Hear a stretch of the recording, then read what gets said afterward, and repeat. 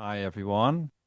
I'm delighted to be joined by Mr. Moritz Bierling, a fellow traveler in the infinite ocean of the internet, where he washed up on my shore recently on a platform known as X, apparently. I still call it Twitter. So, Moritz, I was delighted to see, Same. fascinated, what you're working on, the Minutemen and other things. So I've listened to many of your conversations with your fellows. So tell us, Moritz. I mean, feel free to introduce yourself however you please, and also tell us about the Minutemen and why you're building it and what it entails. Of course. Yeah, I'm glad to be here. Thank you for having me. Um, I have been for more than 10 years part of a intellectual scene or network, if you will, that congregates around the Natural Law Institute and its founder, Kurt Doolittle, which really has studied the foundations of our civilization and, I believe, innovated upon them uh, intellectually, philosophically, epistemologically. And part of my motivation in starting Modern Minuteman was that a lot of that work takes a long time to study and master. It's essentially the equivalent of a master's or PhD's worth of work if you dedicate the amount of time to it that I have. And for the vast majority of people, the value that that work contains is inaccessible unless you spend that time in the current form that it is out there. And so my interest to some extent was to take the core behaviors that you can actually learn meaningfully and express them in your own life and make those accessible to a broader audience because many of us may not realize it, but we essentially live in the either worlds or prisons, however you want to think of it, of philosophers and their screeds. All of us live inside of Descartes' mind. All of us live in a number of other scribblers' minds and the products that those minds put out there. And to some extent, those products of their minds have a powerful influence upon how we move through the world and how we express, how we even conceive of our own interests.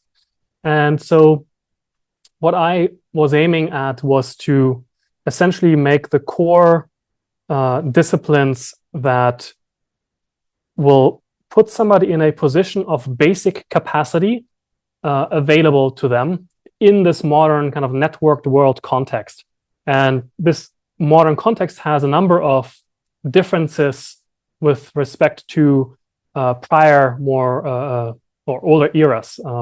I chose the term Minuteman because, in the context of the American Revolution and kind of the conquest of the continent, the Minutemen were a role that the everyman or the citizen could inhabit. It was essentially the citizen soldier, which means that they were not part of the armed forces, a kind of a standing army sense, but instead they were integrated into regular civilian life. But they also had basic training in the use of the musket and perhaps some fieldcraft and perhaps some kind of understanding of how to cooperate and coordinate with others who have similar capacities.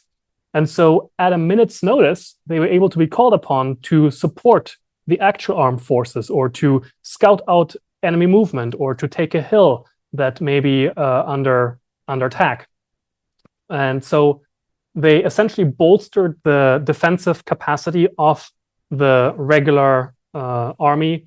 And I think as a consequence, you have a certain relationship both to your own life as well as the political life of the society you participate in that is uh, much more active and perhaps you'd call it owning. I think part of the reason a lot of the people that participate in political conversation today, but do not actually have any effect on that realm, part of the reason they feel this intense frustration and gravitate towards an intellectual entertainment kind of relationship with ideas and political life is that they don't feel they have a direct agency on the contexts and groups and the world directly around them. They either feel rudderless and orientationless, perhaps they don't have very solid relationships, whether that be with their family or friends or professional ones. They may not have a strong professional life. Any number of reasons can kind of disorient and disintegrate you. But when you don't have those things, when you're not integrated into something larger than yourself that has a health to it, if you will, and that you can meaningfully participate in, then your attention tends to either collapse in on itself if you're just kind of that neurotic kind of person, or it tends to go far away from your own life so as to compensate the incredibly anxiety-inducing effect that actually addressing the shortcomings you have yourself might otherwise induce. I think a lot of us have watched the rise and I believe now fall also of philosopher and psychologist Jordan Peterson. And he has this kind of fundamental maxim of clean your room, right? Like start where you're at, clean up your own environment first before you attempt to criticize the larger context. I think he is right about that, but it is also woefully inadequate to stop there and to assign blame to the individuals in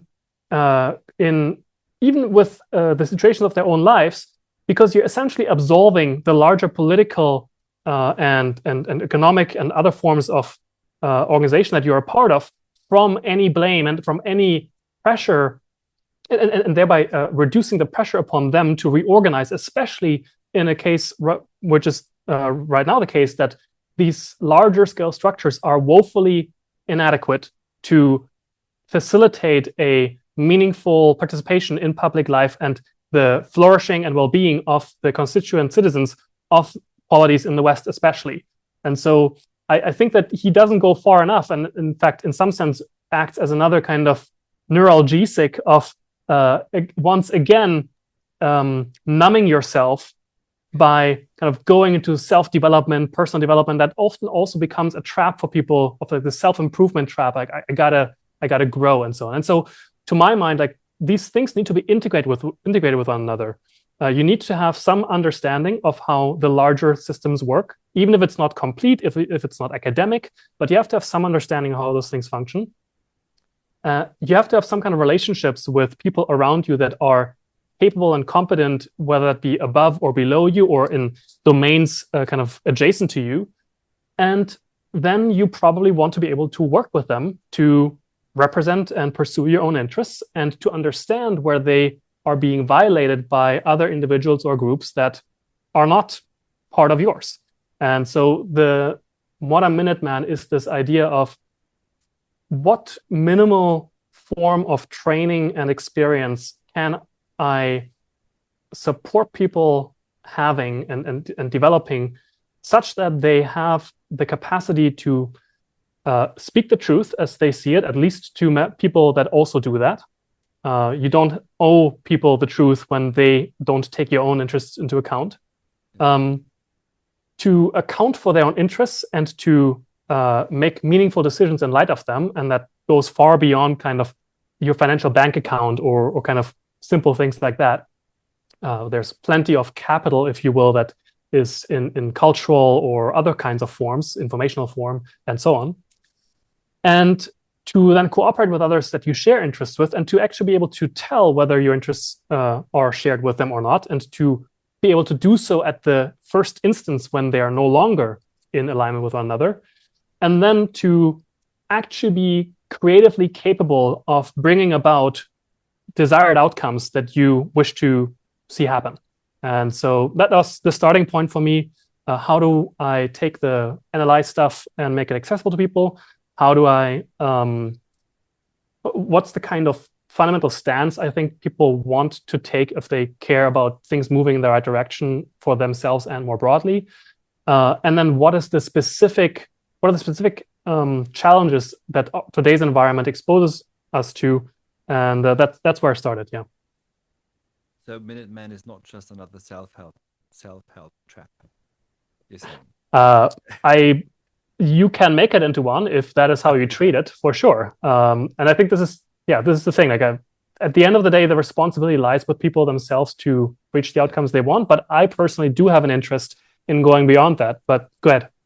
No, but this is very good because so one of the things that is an issue, and I sometimes tell the participants in my courses not to listen to any podcast for the entire time of, let's say, a 10-week course, which I am doubtful anyone could It's a tall ask. could withstand for more than a day or two. And we are, the term brainwashing, which I have no idea where it actually comes from, but it's in some sense we're being, not in a maybe in a nefarious way also, but it's simply that by listening to stuff all the time, including this very conversation, of course, we are in a sense no longer listening to ourselves. And as you said, we live inside Descartes' mind, so that's great because they gave me the show title right in the beginning. And we live, as we talked before we hit the record button, we live in the noosphere. And you mentioned also about abstract universal concepts that we perhaps fight about or try to figure out what they mean, or even very often get confused by. That's something else that I noticed, is that people tend to get confused by concepts. And so what the Minutemen project then is, I mean, I'll let you summarize this yourself, but it's an attempt to help people find orientation again beyond just their own bedroom.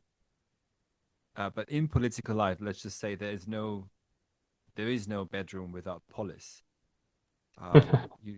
Right.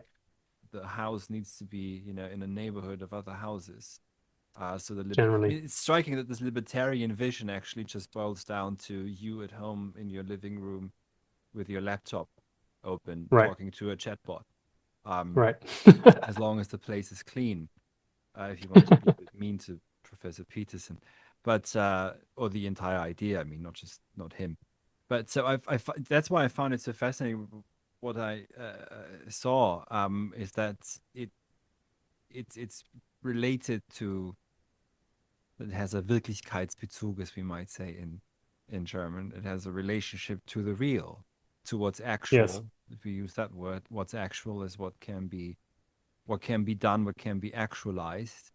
So would you say that you're basically trying to provide a certain framework or guidelines how people can begin to actualize themselves in the real world, in the political world, in their immediate environment, and not just get sucked into abstract. Oh, you mentioned also, how did you put it? Entertainment relationship to politics. I mean, intellectual entertainment. Yeah, I mean, or politics as well. Yeah, I mean, in some sense, I like what Nietzsche said about like that no philosopher can do anything but kind of externalize their own experience or their own kind of approach to life, right? Like in some sense, we all have no choice but to act out what we have experienced. That is the only quote unquote data we have access to, or our neural nets have been trained on, if you want to use those metaphors. But the point is, you can make a whole lot of structure out of your personal experience, and your personal experience might hold a lot of lessons for yourself and for others that can be benefited from. But a lot of the time when we attempt to give advice to ourselves or to others, we're inappropriately generalizing from our personal experience to a context that it goes beyond. And so I like what this guy that I follow as well, and that I had wanted to have as an instructor in Modern Minuteman, the second program, but he declined. Metatrav on Twitter, he has a program or structure called Tournament Mail, tournamentmail.com, and he disallows inside of his context, his fraternal organization, any form of advice giving. You are not allowed to give advice. You can only speak from experience. Like, when I was in this situation, this is what I did, and this is what happened. And so I like that as a practice, because it means the focus of interaction is not on kind of status jockeying with respect to how smart you are or how well you are able to manipulate ideas, but it is on directly supporting one another in the attainment of desirable outcomes that you individually or collectively are pursuing. Yeah, so in any case, I like this paraphrased quote, let's say, from this guy called Robert Fritz, who is a major influence on me, especially from last year. And he said something to the effect of, reality is an acquired taste, but once you have acquired it, it's hard to go back. Something like that. And a lot of us haven't acquired the taste for reality, or only reality in a particular domain. It's easy for us to be in touch with reality when we are, let's say, playing a sport, and the thing that we want to accomplish is throwing a ball into a hoop, or whatever other kind of practical outcome we're after. Like, we can easily pay attention to what moves the needle in that domain. But perhaps in our own life and in relationship with others or in political life, the interests at play are so vast and so powerful that the very objective of pursuing one's own interests can oftentimes be accomplished by disorienting the other players in the game. And so when you as an individual are first brought into life, whether kind of regular life or political life, or any kind of domain where there are other agents active, and where there are strong interests at play, it's very hard to be well oriented, because they gain from you not playing the game well, unless your interests overlap with them and they can meaningfully cooperate with you in service of their own interests, right? And so any domain where there's cooperative and competitive dynamics, it takes a while, and many people never reach the point of understanding the fundamental dynamics at play of the structures they're participating in, and then acting in actual light of that. And so, yeah. That's striking, to only speak from experience. I'm going to remember that. I'm sitting in my armchair here. But I have literal armchairs. But Nietzsche, you mentioned Nietzsche. Nietzsche said in the 19th century already, in one of his posthumously published notes, that we modern Europeans, 150 years ago, we are reactionary talents. So it's not the political connotation here. Right. Everyone is a reactionary. Right. Again, not political. We are reactive talents, to be closer to reactive Talente.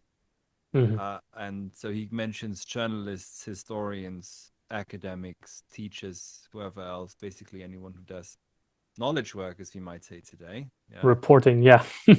Of the reporting. And he says that we are very interested indeed, but only ever epidermally interested. So it touches your skin briefly, it tickles a little bit, it's exciting, but then oof, poof, it goes again. And of course, one philosophical metaphor that we have, or very strong myth, I would almost say, is Plato's cave, that always comes to mind. And I don't know if you've read it, but if you haven't, I'd highly recommend it. E.M. Foster's The Machine Stops, a short story from 1910, in which he describes human beings without teeth living underneath the earth in little pots, where what they do is they talk to each other using, for example, what we might call Zoom, and they have little tablets, and they talk to each other about ideas. That's all they do all day long, talking about ideas, but those ideas must not be original. So it's not, you, Moritz, have an idea for something radically new or different. No, that would be completely verboten. That's prohibited. So what's allowed is tertiary ideas, degrees, ideas of the 10th degree, which have already been recycled and quoted and referenced, which is very much where modern day academia is for the most part. Right. And it's very important to get notifications in all the times. And this is a vision that Foster lays out more than 100 years ago already, which I think acutely describes where we are and so I have a video on this on my channel, but I would recommend people just reading the book for themselves, because it's a retelling of Plato's Cave for our age, really. And this extreme vision that this man had, that Foster had, to see this coming down the pike, I think is very interesting.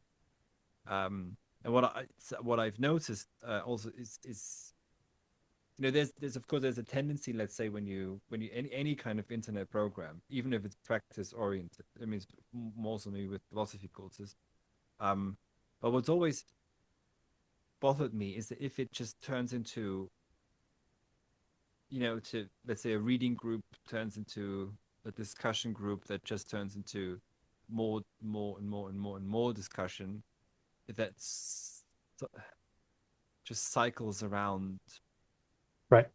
the feeling you get from agreeing with everyone. And there's something Right. because we're meeting now for the very first time also in the two-dimensional non-space that is the internet. I don't know what you smell like. I don't know how tall you are. I don't, and also there's no resistance. There's almost no resistance. So you have no resistance because it's digital. And if you add to this just agreement for the sake of agreement, then you shut down all critical thinking. So that I've noticed over the years with some people that they just lose their capacity to think. And it just all just comes in, so it becomes total consumer mindset. But you could at the same time still believe that you are engaging, let's say, in critical thinking. Right. And I think that's a real danger. And so my question is, if you want to instill in people, coming from all different walks of life, this sense of reality again, how do you? I mean, you don't give advice, obviously, but in your experience, what is it that works, that can cause people to relate back to reality? It's hard to predict. You can really only attempt to offer people opportunities to put skin in the game in some form or another. I mean, part of my own experience that I think moved me in this direction in general was that more than a decade ago now, I read Nassim Taleb's book Anti-Fragile and promptly dropped out of university in fear of not becoming an intellectual yet idiot or fragilista kind of person that I was subconsciously envisioning myself becoming if I were to continue in the academy. Like in retrospect, philosophy and economics in Bayreuth. Really? When was this? This was in 2012, 2013, yeah. Okay, well then you were the same year as my sister was. Nice. Yeah, we should compare maps later on. But yeah, I mean, this central idea that he has, and that, I mean, the whole series of his books is really named after this, right? Like Incerto or this uncertainty thing. But this central idea of skin in the game, like, unless you have something to lose, I mean, what are the stakes of any particular decision, any particular move you make, if there is nothing that happens as a consequence of your decision? I think this is the feeling that so many of us have in modernity, is that, okay, like maybe the most meaningful decision I make in my day is like what to have for breakfast, or like, or perhaps in my life of what career I pick, and then perhaps I pick it once or twice again in my life, or maybe more if you're like acting in domains that are not necessarily as stable as, and let's say, engineering or doctors or whatever. But the case is that European polities and societies have been so nominally peaceful for so long. Like we haven't seen real war in our own societies for more than 80 years now, that we have forgotten what it is like to be in real, serious existential conflict. And I think that's a good thing in the sense of, okay, like we're not hoping to survive to the next day or something like that, but and we have so many individual choices available to us that of like, okay, what are we going to have for breakfast? We can choose, at least that's something. But it also means that any particular move you make, any particular decision that you take, just has that much less meaning because it does not fundamentally change any kind of particularly important outcome. Yeah. And so I think especially young people feel this a lot, and it's compounded a lot by the internet as well, because the internet is our time's the equivalent of the open frontier of kind of the American revolution, or like the American conquest types, right? Like it's an open, or has been an open and Wild West kind of environment where like you have 4chan, you have Gore, you have the dark web, you have the kind of this expanse that is nowhere and everywhere all at once.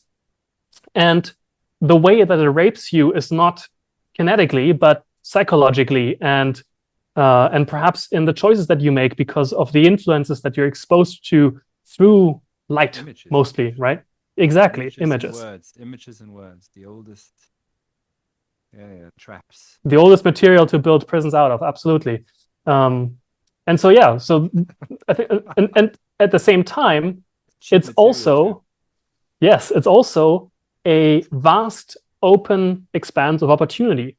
And it's a kind of obligate space to participate in if you wish not to remove yourself from larger society entirely. And so in that sense, I'll let you speak in a moment. In that sense, no, you go ahead. The youth has this challenge of finding a relationship with this always available and always acting upon you kind of frontier, where you want to have access to opportunities that it gives you, but you don't want to be subject to the continuous effect that the forces that are in it might kind of want to deputize you for, or want to act upon you. And so this is the challenge of our generation. And so in my own life, to speak from experience rather than to give advice, or to analyze really, that has been my main challenge. Like, how do I build a professional life in light of this fact that to some extent actually sustains me financially, but also actually offers me opportunity to advance and to have mobility, upwards mobility? How do I create and maintain relationships that are spread out across the globe, that are intensely resonant, let's say, in the sense of we have shared influences, we have shared interests, and so on, and we can have conversations about things that I could not have conversations about at that level with my parents or with my brothers or my peers in physical space from where I'm from, but also not to let it disrupt and destroy the relationships that do root me in something in like above me or below me. That's a very interesting dialectics, because what you're just addressing is Popper's ideal of the open society, which is, as he describes it, a really radical idea. And he's not very fond of Plato, but a lot more fond of, interestingly, of Marx. And Popper describes ultimately the open society as a network of abstract interests. And, one could say that you and I share a few abstract interests, and that's how we relate. And you and your peers and the people who show up to my courses, etc. But then you mentioned something else. It's just like how can this be brought together with so that you don't entirely uproot yourself? And that, I think, is really articulating the challenge, because one uprooting doesn't necessarily mean, I think, that you leave the place where you were born. I mean, go to any village anywhere in Europe where all the entertainment is Netflix, and that can be the most uprooted experience or existence imaginable, even though no one ever leaves, perhaps. Right. And but Netflix is just an obvious example. It could be something else as well. But so I that's striking. And there's something. So Faust, if you want to just respond to this, maybe go ahead and then I'll continue. Yeah, I mean, another motivating force for me to go as far as I have been with the second program of Minutemen has been that there's somebody who I met while I was down in Chile after having dropped out of my second university program, which was in Hamburg, kind of a dual studies degree or dual studies program. But in any case, his name is Gabriel Scheer, and we recently kind of reconnected. And back then, he was organizing this community called Fort Galt, which kind of took the libertarian worldview and kind of this Randian character of John Galt and kind of made an actual real-life community in Chile out of it, like acquiring land, getting mostly Americans to move down there, and so on. And so that whole thing failed. But anyway, so we reconnected and we talked about one of his new projects, which is to start a podcast around this idea of nation break, and his kind of real world intent to in the, I think, Pacific Northwest near Coeur d'Alene in the United States, kind of organize some people to take over kind of 5 relatively close to each other towns at the Canadian border. And I bring that up because just like how we haven't really seen existential or serious kinetic conflict happen in the West for 80 years, partially also to do with the atomic or nuclear bomb, which just makes those kinds of conflicts prohibitive. And partially also because of the Westphalian Pact, meaning that it's nominally forbidden for countries to fight over borders, and they're just supposed to take care of their citizens and kind of do that thing. There hasn't actually been much pressure on the political systems that a country uses to organize itself, right? Like if you are subject to conflict from rising and falling polities or nations around you, then you're going to have a serious interest, and your elites are going to have a serious interest in making sure that the polity as such and the base of the polity, which is the population, are meaningfully well taken care of, such that their ambitions are able to be realized on the backs of the labor and the capacity of the people. And with that pressure removed and their interests on the elite level largely coming to be aligned with one another in each of the countries rather than with the populations that they're supposed to represent and take care of, that becomes a different selection function for how decisions get made and what kind of paths nations go down. And so to a large extent, we live in not just decaying, but largely decayed polities and so-called nations. I don't think that the concept of a nation today in the Western world has much of a meaning at all anymore, because there is not actually that much that people in the German nation, so-called German nation, or the Polish nation, or even other ones, tend to share with one another, other than perhaps language and geography. I mean, the cultures are largely homogenized around technology use. Even in the rural places, it's not much better than in the cities. And so the nation has become a kind of inoperative concept or way of binding people to one another. Technology has really replaced that to a large extent. And so I think part of what's happening right now is that with these large-scale systems decaying and with the elites' interests having strongly departed from the populations they're supposed to represent, there's a kind of Aufbruchstimmung that some people are part of or aware of, and a lot of people aren't, which is essentially saying, how things are going to be organized going forward is up for grabs. And you can have a creative role in bringing together people around something that they care about, most likely a moral vision of the future. And new nations or new groups will rise from that. And at the nation state level, that's really kind of an administrative level at this point. It's not really an actual unity that is meaningfully expressing any kind of shared interest or will. And so I think what's currently happening is that there's a number of smart, reasonably young to middle-aged people that are clued in, capable, and kind of fluent in the means of power in the world. They are looking at the landscape and they're seeing this opportunity, and they're taking an active role in gathering people up with a new shared moral vision for them and their group.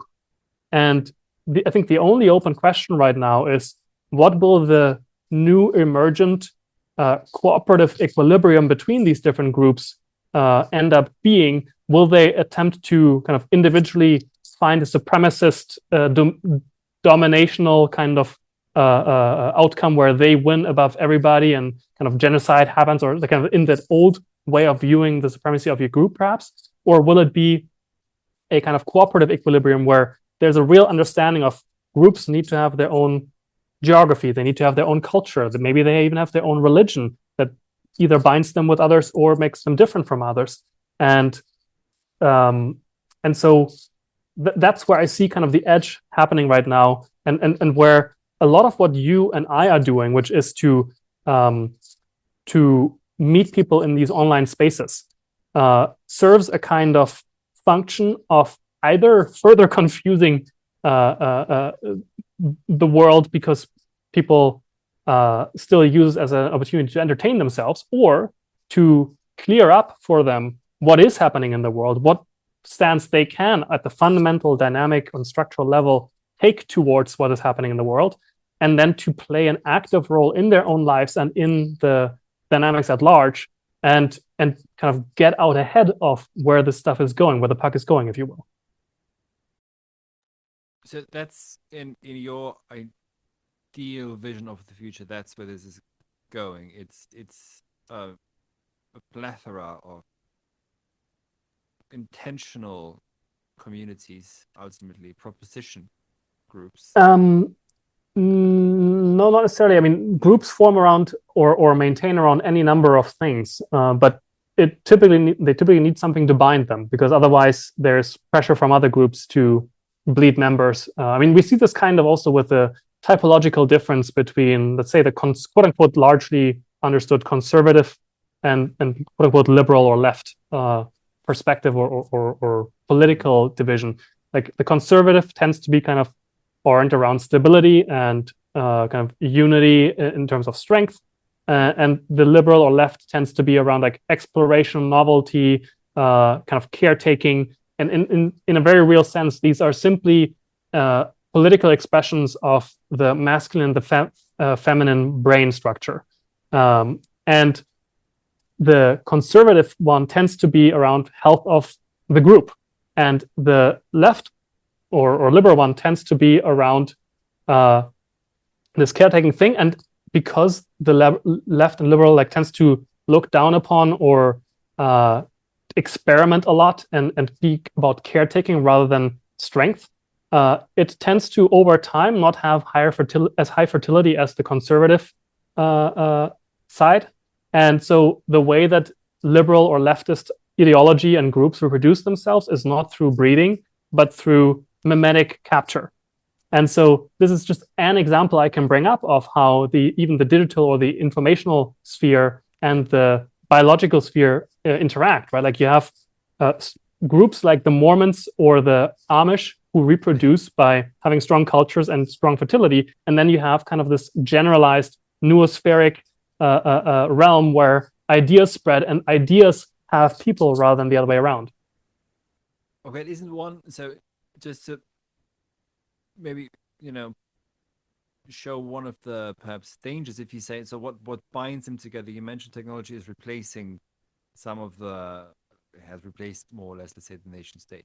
Now, isn't if you have a breakdown though of, say, just local communities, even, you mentioned language, um, something that people, let's just say, immediately binds them together, isn't that an invitation for technocracy to come in and then bind Sure. everything together from the outside? So how would you uh, try and counter that threat? That is, I think, quite real.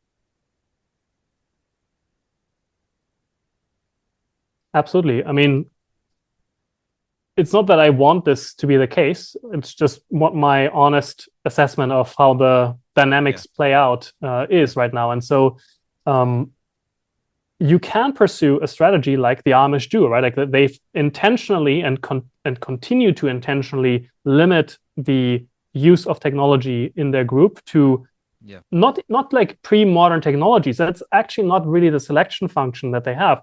The selection function is whether it removes dependency on one another.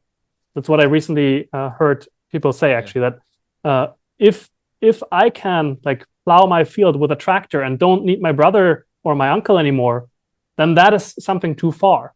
But if it is like a plow and it lightens the load so that together we can plow it faster, then that's okay.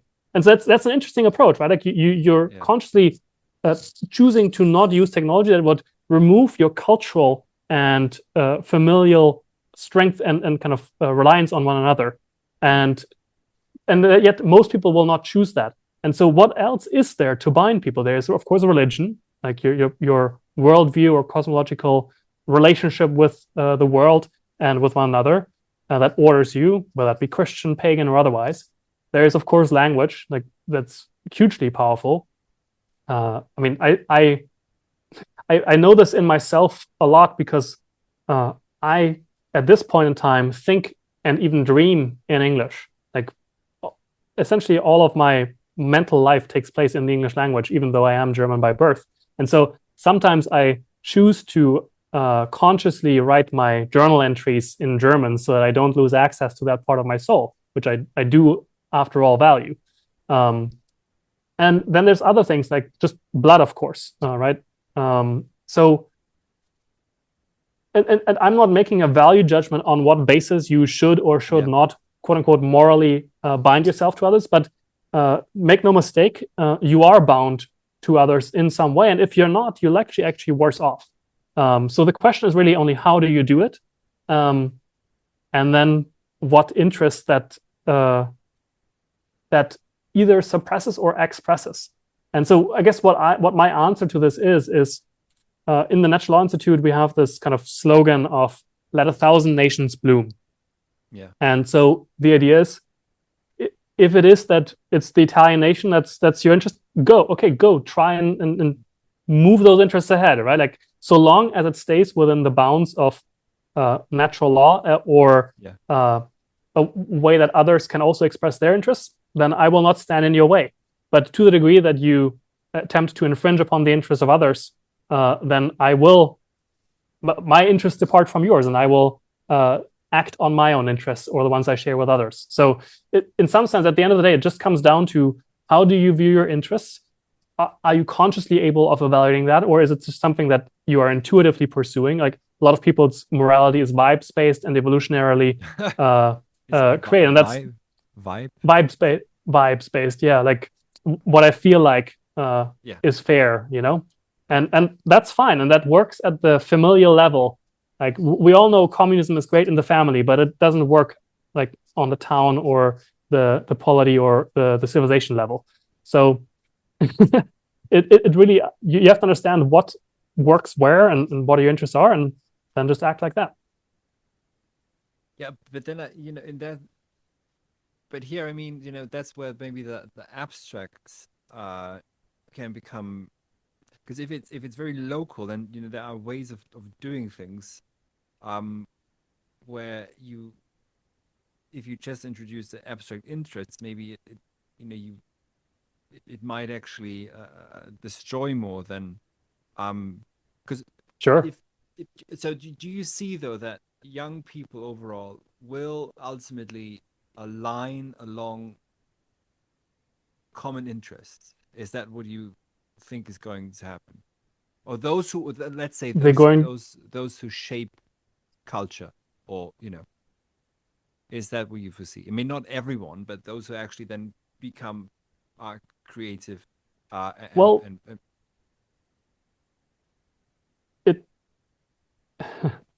I guess my answer is perhaps a bit unsatisfying because it depends on specifics. Like, are we talking about Bavarians? Are we talking about everybody in the world? Like, I can't tell without making it concrete, right? But or it might also change depending on what your own interests are, right? Like if you have a sense of what your interests are, whether they are like to have a strong Bavaria or to keep philosophy alive, or like whatever your interests are, right? I don't know how you view consciously what your interests are, and then perhaps how the structure that your life is gears you towards. Like there's a difference between what we think we're doing and what the outcomes of how we act and what structures we are part of or we ourselves consist of actually produce.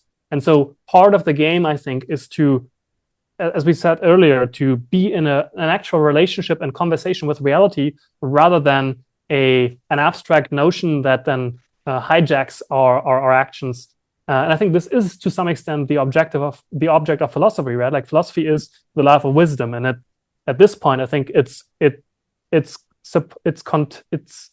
constrained really to personal choice and how do you go about making personal choices. And then, of course, some philosophers have greater ambitions than that, and we see the results of that all around us, even if we don't recognize them. I mean, to some extent, I've been getting recently into how much the Christian and the Jewish religion are essentially Platonic constructs that are largely inventions after Plato rather than, let's say, organic developments in that sense. So there's a very interesting book by a German Egyptologist called Assmann on Moses the Egyptian, which should come recommended. I'm currently reading it. I also read Nassim Taleb a few years after you. I read Skin in the Game during my final year of my PhD, and which was in philosophy. And I remember this notion of the idiot yet intellectual, and it's I might be one, but the thing is, I had the sensation also that if I just stayed in academia, it would be, I don't know if waste is the right or appropriate term, but in a sense, it would have felt inauthentic. Even though I don't like the word very much, but I just want to get across what I'm trying to say, and because it's because there's what's strange about it is you live for a title, you have a professorship, so you think in terms of immediate recognition, etc. But the question is, are you actually doing the work that matters? To write a paper that then has an impact, that then gets quoted, etc., etc. That feels like you're doing something, but the question is, are you, in some sense, really contributing something for? Because I also see, similar to what you see, that there is a sort of a breakdown of trust in institutions. There's decay. I want to say something here because I think this is something that the modern liberal democratic state essentially obliterated entirely, right? Like you said that if you're in academia, you're part of an institution, and in that institution, your life revolves around the title and the incentives that the institution gives you, right? Like your success depends on upkeeping probably the status quo of that. I mean, tenure is supposed to free you actually from agreeing with the consensus, but I don't think it really does. Oftentimes you live and die by the volume of papers that you put out that are then also cited by others. There's a whole lot of issues with the incentives and the structures of these institutions. But the reason I'm bringing that up, or why that matters, what it relates to what I just said before that, is that in a modern state, the primary relationship is that between the individual and the state, because the state is the guarantor of the individual rights. And if there are forces between the individual and the state that exert power on the individual, then the state loses power if they are capable of exercising pressure on the state in service of the individuals that perhaps they are part of. So there is I mean, it's kind of funny because modern democratic propaganda and political life often has this like our democracy and so on, and this like a good civic life and civic participation is often spoken about. But then if you actually look at what the incentives are and how liberal democratic countries are governed, the states have the state level organization has a fundamental vested interest in the individual being as atomized as possible from the people around them, so that the state is maximally empowered to wield force on behalf of the so-called rights of the individual. Because the state doesn't recognize group rights and group privileges, and therefore it cannot act in service of them. Therefore, there's no incentive to kind of recognize them and act for them. So the point I'm making is the health of a group, whether it be a state or a nation, to a large extent relies on the interstitial or intermediary organizations between the top level political kind of power and the individuals or the mass of individuals that comprise the population. Because if and I mean, the way that you conceive of your project, Halcyon Guild, kind of to my mind represents that. Like there's the guilds were essentially an economic form of organization where those merchants or tradesmen or craftsmen of a particular town or city organized as a group and regulated the economic life of the practice of their craft.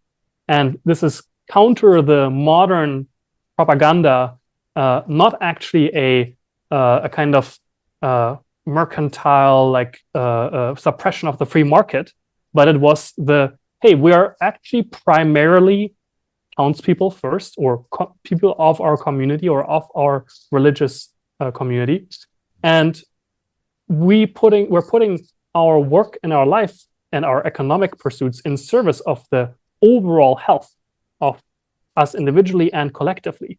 And that doesn't mean that we are slaves to kind of the group necessarily, how libertarians might articulate that, but it just means that there are actually limits to how much we can and should pursue our own individual interests over and above the interests of the groups that we are a part of. And in some sense, like how does it make sense that we look at the so-called Dark Ages and view the construction of incredible cathedrals and incredible architecture and incredible art and music and so on, and then still call it the Dark Ages?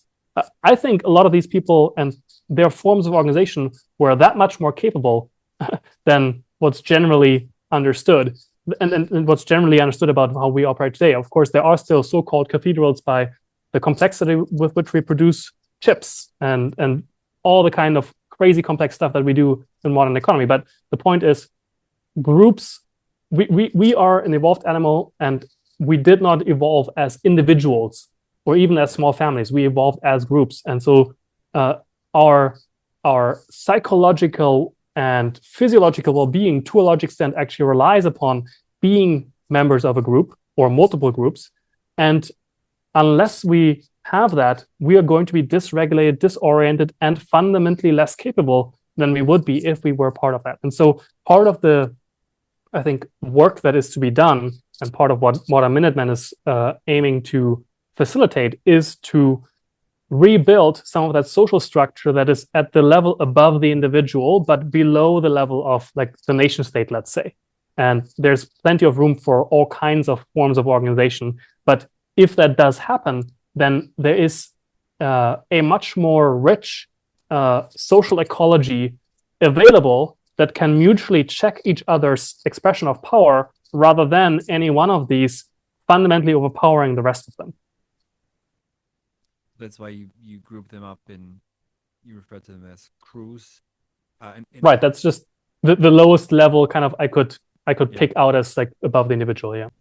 And would you? So is the idea then though that people go away from this, and in a sense more outgoing and begin to think in those terms, to think more in terms of organizing along what forming a group, whatever they want to refer to this as, a club or a verein. Yeah, I mean, there's many offerings out there that I'm actually directing people to outside of this. So I've, for example, partnered with an organization called the Tortuga Society, and they are essentially, they started out as a kind of digital fraternal organization focused on so-called job stacking, where their members are attempting to have multiple jobs at the same time, and so-called ransack corporations. But it has since evolved into kind of a generalized professional advancement fraternity. And in that context, well, the focus is on financial and professional advancement. And you use the digital infrastructure and support that's available to facilitate your own personal and perhaps individual, like duo or group or whatever level forward movement in that domain. There is Return to the Land, which is an organization that has created a real life community where they have acquired land, have subdivided into plots. People live on there with their families, and they are specifically organized around European heritage, actually across religious lines as well, like Christians and pagans, which is interesting to me. And so there's many of these different groups out there. And so what I'm doing there is, or what the intent there is to use the digital for what it's really good at, which is to expose you to information, to find others along a set of dimensions that is very hard to find others in your geographic proximity, right? Like who's going to be interested in philosophy? Not everybody around you where you're at geographically, right? Limiting, zero, I think. Right. But the point is then to use it as a mechanism to drive you back into your own life and into your own community and into your own real life engagement with the world, and to use it as infrastructure. And in some sense, there is a conversation out there that I don't know how much you've been paying attention to that, but there's this concept of the network state and also the network nation. And this has been formulated kind of in the blockchain/libertarian kind of world. And the idea is that with the technology and with the internet being kind of the vector of power today, there is a quote unquote superior or at least fundamentally powerful way of organizing now as networks rather than as communities, like necessarily like that are geographically around each other, that is powerful. And so some people have raised their ambitions or trained their ambitions on this idea of creating network states. I'm not sure how much this concept will carry water, but it's undeniable that the internet is really good at giving you the means to very quickly and very powerfully coordinate with others who are also fundamentally capable along some dimension. And so what I often like to talk about there, or the concept I like to use for that, is kind of the Peter Thielian 0 to 1 idea. This idea being that you want to go from 0 to 1, meaning you want to get to like something that works. That's the one, right? From 0, which is something that doesn't work. And he uses it to talk about startups. I'm using it to apply it to individuals and groups. And so the point is, though, until you're at 1, you're fundamentally a net negative to any potential collaborator you could be interacting with, right? Because anything that you times with less than 1 gets worse. And so part of what I'm trying to do with Modern Minutemen is get people to 1 at least, or 1 point something, or at least put them on the path to that. And then if you're at 1, meaning that you have a relationship to the digital or to the environment that you're a part of and the tools of trade, let's say, that are available to you, that is fundamentally productive or positive, then you can work with others and create things and not fall prey to the problems that those things bring with them as well. And then you can go to N and kind of as far as you want to. Go to 1.1, which is already a 10% improvement. But I mean, I have to say, I really admire how much you've thought about this, this world we live in, and how you can phrase all of this. It's really fascinating. I appreciate it. Thank you. And really, because you said you use the digital as infrastructure. How we don't think of it, we think of it as a world, to occupy. The Platonic world, speaking of Plato. Very interesting thing you brought up there. Maybe we should discuss this some other time, which would be a very different conversation. But the digital as infrastructure, it's just how we use roads, how we use trains, etc. In my experience, the digital is extremely powerful, which is a neutral statement, value-free statement. That's to say, it can go in any direction. It amplifies if you have any kind of narcissism or neurotic tendencies. The internet will definitely amplify those. Shattered, it will amplify anything, or can amplify anything that's strong in your character. So character building, I think, is very crucial. Habit, just like money, just like power, anything that is some like a resource essentially, or a vector of transmission, for sure, 100%. I also like this term of the advancement fraternity. I think it's very important because, this sense of isolation, I think many feel, not only men, also women, of course. And in my experience, the digital is very strong when this sounds a bit awkward, but when it amplifies the analog, when it actually, when it translates into something, as we might put it, real, when those friendships formed online don't just stay on the chat level, but you actually talk to someone, maybe you meet up, if it's possible, given geographic divide. So in some sense, or it leads to something, whatever this might be, a new business idea, or you forming a healthy family. You read someone who seems to know what they're talking about when it comes to health. Right. And I don't mean someone who's perfectly checked up because of all kinds of steroids. That's another issue with the body image, etc. But no, and then you form some habits, and you realize I'm feeling much better than before. I'm stronger, I'm healthier, etc. That's when this can be so incredibly powerful. It's anything you'd ever dream of, but that's of course at the same time exactly what can destroy you. And to be able to navigate this, really to navigate it is an ocean. I want to be very clear, this is what I have struggled with so much for all of my adult life, really. And it's only been really last year that I feel like I've found purchase on this question in a way that stays and works, and rather than kind of rises and then ebbs away again, which is, I think, the experience that a lot of us have in our lives, whether it be with the digital or otherwise, that we do something, it succeeds for a while, and then it kind of recedes again, or we lose it again.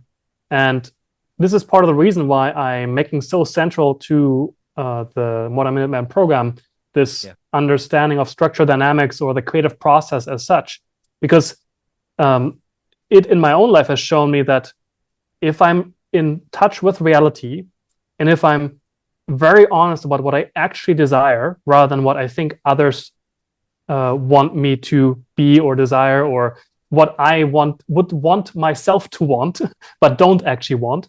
So if I'm honest about that, and if I'm honest about my assessment of reality, and really take fundamental stock of it, then if I have those two poles, that creates a tension between these two things that is automatically moving into action.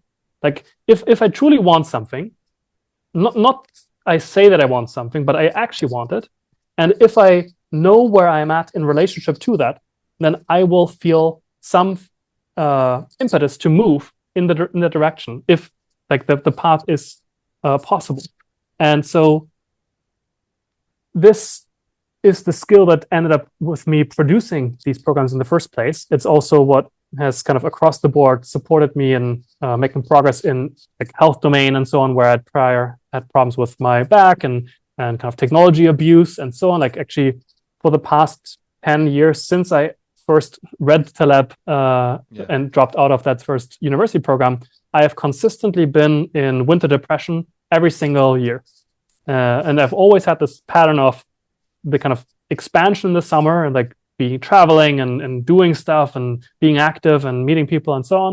And then in the winter, I collapse upon myself or implode and have like months of depressive episodes. And oftentimes this has been an obstacle in my professional life. It has been an obstacle in my personal life in many other respects. And so this past winter was the first time where this didn't happen. And part of the reason for that is, yes, kind of having this understanding of and being in a relationship with reality, but also understanding actually how much this technology that we're currently using to communicate is actually fundamentally affecting my physiology in a negative way. And so I actually removed myself from it for a lot and mitigated the influence it has upon me such that I don't fall into those depressive episodes. Like there's something really, really fundamental about the way that our displays work. Like the one that you're looking at right now is likely an LED display, which has a lot of blue light, which signals to your body that it is midday, which means, yep, very good. It's less than, but yeah. And so your body is being told it is noon, and it's very confused about that because it doesn't feel like that in other parts of your body. And so this is what all of us are subject to virtually all the time, and that this is amplified also by all the radio frequencies we're exposed to. And so I'm not a kind of spook that now wants to put aluminum foil over his head, but I am saying that this technological world and perhaps prison that we live in does have an effect on us, not just on the psychological level or in the kind of way that we relate to information and stimulation, but also on the fundamental physiological level. And it can often be one of the unrecognized drivers of a negative and disorganized way of moving through the world because we can't get sleep and so on and so on. Yeah, there's depletion also. That's something, as much as I hate to say this, but we do have to take some supplements. I mean, it's just because not to for any other reason, because there is genuine depletion if you spend too much time on a computer, even just writing. You're depleting your vitamin B to degrees that shouldn't even be possible. And we've changed eating habits, so we no longer eat organs. Animal organs contain so much of magnesium and B vitamins and D, etc. And that's something probably, if you talk about it, you sound like, are you trying to sell me some pill? No, I have no apothecary shop here. So, but we should take this seriously. That even just having a phone and looking at this for a couple of hours a day, which seems so innocent, in a sense. I'm just checking my emails again. That even just physiologically depletes you and takes something that you might not even be aware of that happens, and then you feel, why am I so down all of a sudden? I think this is one of these other ways to re-access the real, which is to like put your phone or your computer down and like see the sunrise, see the sunset. Like, I mean, there's of course the meme of touching grass, and yes, you can do that too. But the point is to be in direct relationship with something that does not care about you or not directly. And this can be, it can be a walk, you can do all kinds of things, but the point is to remove yourself from socialized reality where there's always a kind of background incentive to either be perceived as something in particular or to get people interested in what you're doing, and to have a direct relationship with the environment around you. And I think this is part of the contributing cause to why so few people feel some kind of relationship to the divine. It's that for most of their waking life, they don't need it to function. And they are within this kind of huge machine that has been built up by our civilization that serves their every need and whim. And therefore, what do you need God for? I mean, what's the point of it? But when you go out of these constructions and back into an unmediated environment, it's not that you discover God or like have necessarily spiritual experience, but that you breathe in a way again that I think people born after the 90s cannot even remember. Right? Like I'm a 93, like I was born 93. And so I can still somewhat remember the time before the ubiquitous availability of technological and kind of digital and internet world. Like cell phones weren't a thing for a while, at least broadly. And so I look at my younger brothers, and like the youngest one, like for him, those were always a fact of life. And so I think lots of young people also recognize this now. And in fact, I just saw recently that Zoomers and I think Generation Alpha are now the first generation that is decreasing their use of the digital and social media again.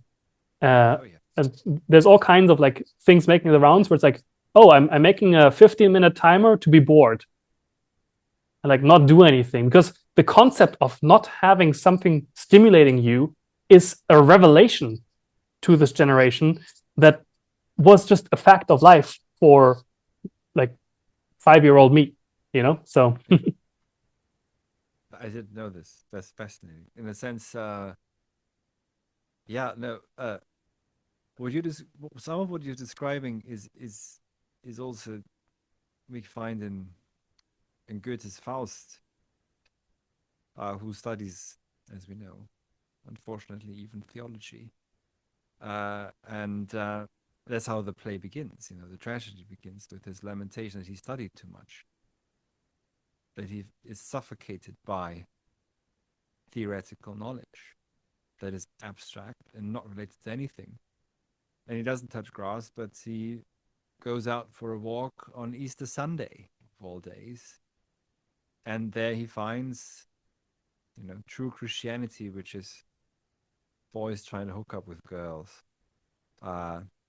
Much that is made to all the Twitter tradcaths who believe that we read the Bible as Catholics. We don't. I hate to break it. And so this is his attempt, Faust's attempt, is to find everything all at once, to find in some sense absolute knowledge, but also relate back with the earth spirit, as it's referred to, and also come back then, though, really to life and to his finds a lover, Gretchen, who he unfortunately destroys. So perhaps that's also a sort of a warning, in a sense, that when you just come back from all too much theory, you must be careful how you interact again with the real. Yeah, I think there is this fundamental pattern that I think actually, funnily enough, the Catholic Church is really good at distributing, which or helping its flock understand, which is the temptations of the intellect. And I mean, there's a reason why kind of part of the satanic image is, or the devil image is, that he kind of deceives you or is intensely intelligent and capable in using the mind to, well, play tricks on you or to lead you astray. So I think there's something to the over exercise of the mind that makes that humans are subject to, that makes them fall in love with their own creations to such a degree that they subordinate everything else to those creations. They essentially, as you said, they create worlds that then they wish to sustain, and then everything else becomes a kind of feeding function into that. And so the ones that succeed at this most are those philosophers in which kind of in the worlds in which we live in today. But I think I want to say something about the other pattern, which is the fundamental story that is age old, which is the kind of the hero's journey, right? Like there's an open question about what that hero's journey looks like, or how it is the same today as it was always, and how it may be different today than it has been prior. And so I think my view on that is that it is the same as always, in the sense that young people want to, like always, explore and move out into the world and kind of make their own place in the world and have some kind of purchase on reality. At least they would like to, even if they don't succeed. And then where I see a lot of people struggling is to actually do the return part of the arc. I think that lots of people attempt to kind of do the adventure and follow the call to adventure and do something out there. Of course, plenty of people fail to do that as well, and they then inevitably have the midlife crisis when they realize they never left home, essentially. But the ones that do leave home, oftentimes where they fail is in not returning to home and bringing the so-called gold from the dragon back to the benefit of the community. And so I think a lot of young into kind of going into middle age type of folks could do well to consciously seek out the contribution of their gifts and their capacities and kind of their hard-won knowledge to a larger context that they either already were a part of or that they are part of creating with others around them. And so that's, I think, what I view a lot of the people who were on the edge of kind of the internet world for 10, 15, 20 plus years, especially the kind of people that were kind of deep into the belly of the internet, like 4chan and those kind of like really disorienting and highly anarchic spaces, where I see the ones that survived that are now essentially memetically inoculated against the disorder that world can produce. And they are now taking on leadership roles in creating order out of that chaos and to ordering the minds of the people that follow them and that find their contributions valuable. And I think this is kind of what that network state thing points towards, is that the people who have successfully survived and thrived in this anarchic psychological space are now taking on, some of them are now taking on conscious responsibility to order the psychological forces in the people that they are in relationship with. And from that newly ordered psychological field or group that they are taking leadership for or leading, those become the most well-organized groups that then create stuff. And it's fundamentally what you create that determines what your position and your state in the world is. Because everybody who doesn't create, they simply are passive recipients, consumers essentially, of the creations of others. And as a consequence, have no negotiating leverage with respect to the other ones out there. And so I think if listeners to this are wondering, like, how do I fit into this? Like, what is my role in all of this? Think of all the different parts of your life where you feel a sense of directionlessness or lack of agency, and think about what about you makes you want to pay attention to things that remove your focus from the things that are within your control to affect, and what means are perhaps at your disposal to make small steps of progress. Not to say I'm going to kind of myopically leave out the large questions of life and kind of do like my bank account enlargement or like order my little clean my room or whatever. Like, this is not what I'm saying. What I'm saying is figure out where are you using activities like listening to podcasts, as you said, or kind of scrolling Twitter or whatever else it may be, as a displacement of the anxiety you feel but are unprepared to confront about how your life isn't going the direction that you want it to, and then use that as perhaps a halting point, and to actually remove yourself from all of this world of stimulation for at least a short period of time, and just let your mind go places that you probably haven't let it go for a long time. I mean, I know this in myself. Like, I am constantly in the stream of stimulation from the internet. It is a major vehicle of my life, right? Like, not just professional life. And so I know what the obstacles of it are. I have been subject to porn addiction and to being too much on social media. And virtually every second of the day, I have the temptation. Oftentimes I fall to it to listen to podcasts or YouTube videos or any number of things. So I am speaking from experience when I say this. But I think the one thing I want to leave people with is, if you understand structure, and I'm going to give people pointers for how to learn more about that if this is something of interest to them.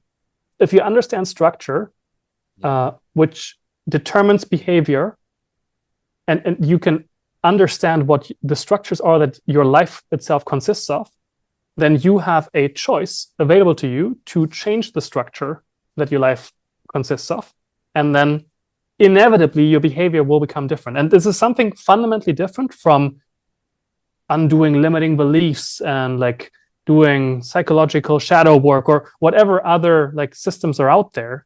All of those can be valuable and powerful and emotionally impactful and all those things. What I'm saying, and what Robert Fritz, the originator of this, is saying, is that it does not matter what your beliefs are. There have been creative and accomplished people with all kinds of belief structures that are in direct conflict with one another.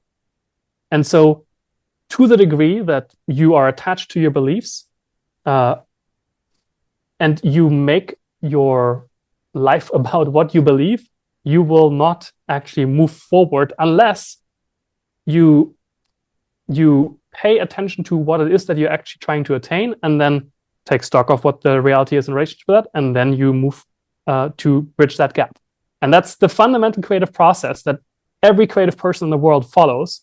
And you can get proficient at that. And so this is really my objective with Modern Minutemen, kind of secretly underneath it, is to offer as many and as powerful pathways that I can find to get people in relationship, like get people practicing the creative process in their own lives for their chosen like objectives or domains, and to see their agency grow over time to become capable of affecting larger and larger contexts. Because I've seen how powerful it has been in my own life. And always before, it was always the sense of oscillation of reaching an outcome and then receding back down to a lower state. And this past year has been the first year where I'm actually consistently building on top of the successes that I reach, and I'm expanding on them rather than kind of falling back down. So, and that's really what I want to make available and accessible to the people that I interact with. Excellent. Thank you so much. So, as Meister Eckhart said, why do you go out? In order to return home. Yes. We all need our Odyssean Nostos, our homecoming, even though perhaps, and that's one of the experiences perhaps also of modernity, is that maybe homecoming isn't possible.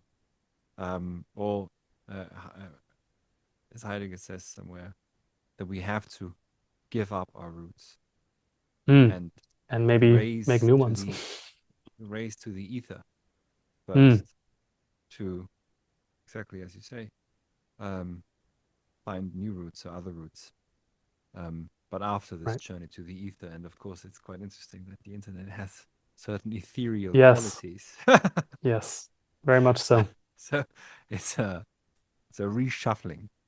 This was excellent.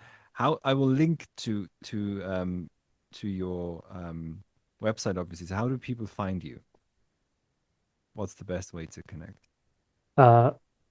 You can find me mostly on X. It's kind of my most active public platform. I'm also on Substack, although I don't really actively pursue that as a kind of a growth thing or anything like that.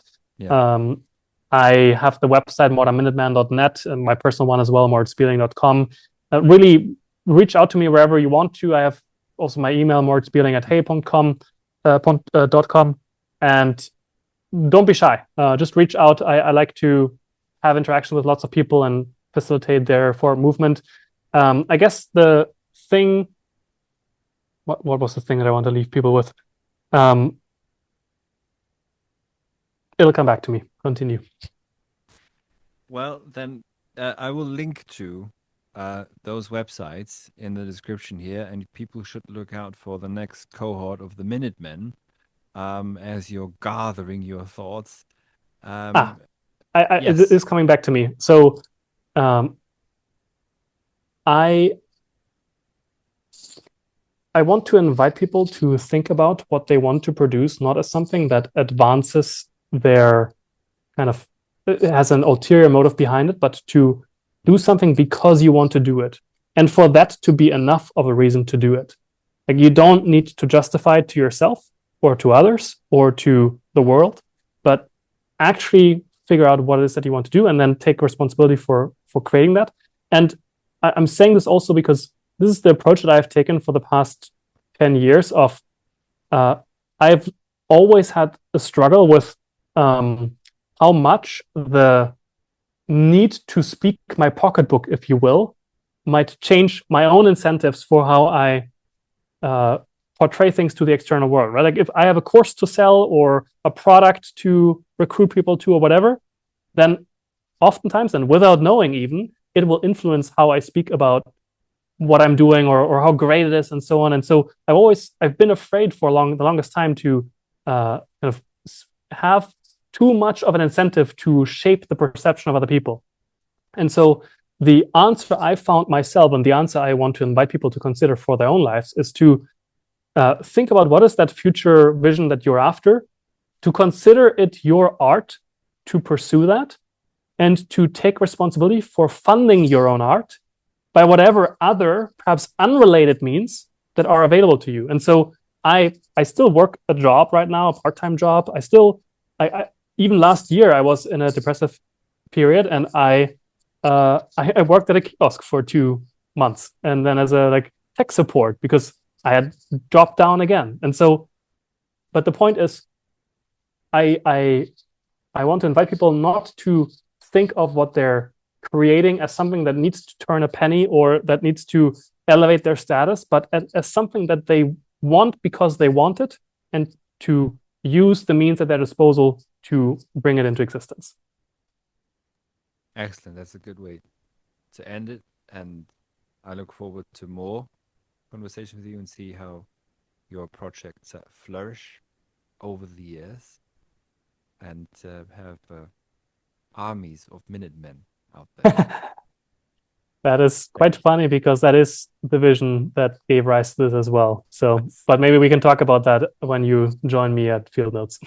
I gathered as much. Thank you.